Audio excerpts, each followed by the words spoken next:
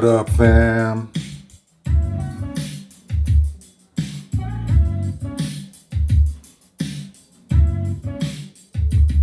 We're vibing.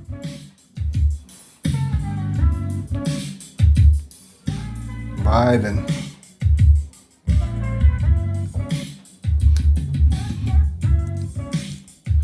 All right, how are we doing, folks?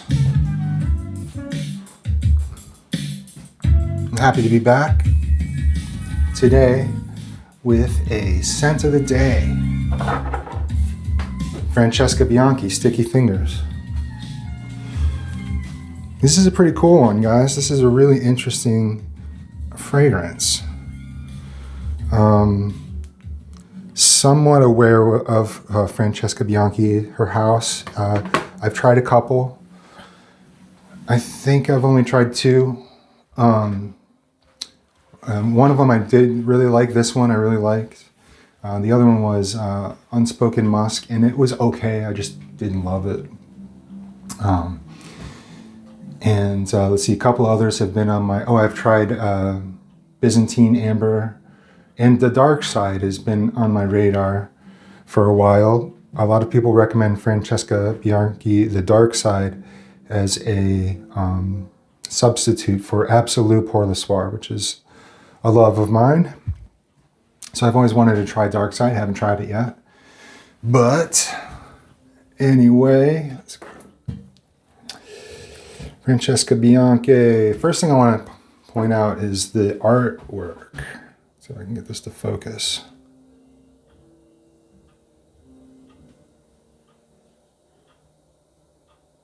Why won't it focus? Come on now. I don't know if you can see this, but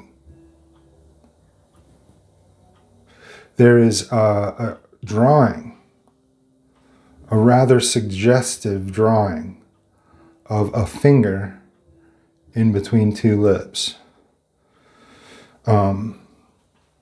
which I thought was pretty hilarious. I showed my wife, she thought it was hilarious. I think it just looks like someone's mouth, but she seemed to think it was like the other thing that you might think it is. But anyway, it's a suggestive artwork on the cover, and it's kind of like what you get inside. The spray on this is abysmal. I'm just hoping I'm thinking this is a busted sprayer or just a messed up sprayer, because it is not great at all. I'm spraying and it's just like a little bit coming out, and then it's all over my finger now, so I'll swipe that behind the ears. But all right, Francesca Bianchi, Sticky Fingers, let's talk about it.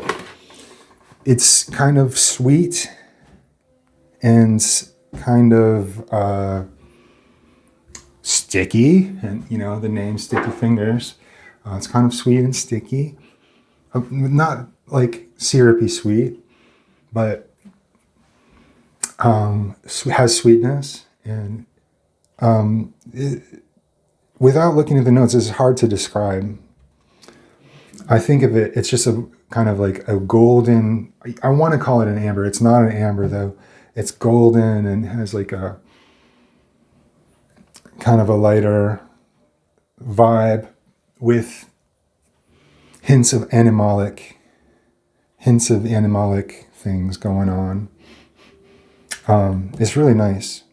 And then when I look at the notes, I realize this is orris. I'm getting a ton of orris. That is what is creating, it's like the backbone of this fragrance, orris. I get a ton of orris. And it has some animalic quality to it. So let's read the notes here. Patchouli, tobacco, orris, leather, castoreum, tonka bean, sandalwood, musk, cinnamon, heliotrope, and coriander. So we got castoreum. So that is creating a little bit of animalic quality to this. It's got patch in it, patchouli, so maybe the patchouli is giving it like just a little bit of funk too. And this is one of those ones that people are going to say this is sexy. And I don't love that word, when you're talking about perfume. So I'm not going to describe it as sexy, but a lot of people probably would. It's kind of feels like you're smelling skin, or like you're smelling someone's natural smell, sort of. But it's, standing out to me are coriander, orris, the castoreum, and then everything else is pretty well blended in together. And the overall effect is like pretty interesting. It's kind of reminds me of Jubilation 25, but it's not. It reminds me in its like texture. It reminds me of Jubilation. So pretty cool. Has like a sensual quality to it, I guess. Smells kind of like someone's natural body smell. So let's go into the, let's see if we got any AI pros and cons here. Here we go. So I'm on Fragrantica, and AI has mined the comments and created some pros and cons, and people up and down vote them. And I like to read the pros and cons and react. So here we go. Here are some pros. Addictive aroma. You do kind of want to keep going back for more. I don't know what that is. I mean, it is pretty addictive. Potent performance with a unisex profile. Yeah, this is, the performance seems to be very good. Oh, this is a first wear, by the way. So this is like, first wear is like first impressions, but I sprayed on my whole body. So first wear, potent performance with unisex profile. Yeah, the performance seems to be pretty good, and it's definitely unisex. It was, the other one that I tried, the Francesca Bianchi, the Unspoken Musk, leans slightly feminine, and I didn't like that, I thought. All right. Soft suede and resinous patchouli blend. I do get like a resinous, like it feels resinous, like a resinous. I get resinous, yes. Suede and patchouli. I could, now that, when you say suede, now I get suede a little bit, but the patchouli is blended in there. The patchouli is tucked away nicely in there. So let's keep going. Vintage feel with modern touch. I don't know. This doesn't seem very vintage. Sometimes coriander comes off vintagey, and this has coriander, so I guess I could see someone getting that. Classy and elegant vibe. This is, let's see. I don't know if I would say elegant and classy. This is more comfy and casual, I would say. This is more of a casual vibe. Earthy autumn leaves with salty cocoa. I don't get it, cocoa. I don't get much earthy either, really. I guess so, yeah. Orris can be earthy. Earthy autumn leaves with salty cocoa. Okay. Rich leather, tobacco, and wine-like nuances. I don't really get it. I kind of get the leather thing, but I'm not getting wine, and I'm not getting much tobacco, if any, here. Chocolatey patchouli with a rich, dusty texture. I'm not getting... The patchouli is not standing out to me. I'm not getting a lot of patchouli. Evocative, nostalgic, rock and roll aesthetic. I don't know. How do you get rock and roll aesthetic out of this? I don't know. I'm not getting rock and roll off of this.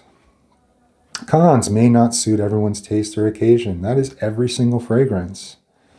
Every single fragrance may not suit everyone's taste or occasion. It's not suitable for patchouli averse individuals. Well, like I was saying, I'm not getting a ton of patchouli, so I don't think, if you hated patchouli, you might be able to wear this. The patchouli is not that strong. Let's see, reported variations in recent batch formulations. I don't know about that, if it's been reformulated. And so, I couldn't tell you if it's been reformulated and if there are variations between batches. Heavy animalic opening can be polarizing. I could see that. It has castoreum, and it does have an animalic quality to it. That's actually why I like it. It has a kind of cool funk. It has a little bit of a funk to it. Okay, now it's kind of spraying pretty well. I'm going to spray into my shirt some more.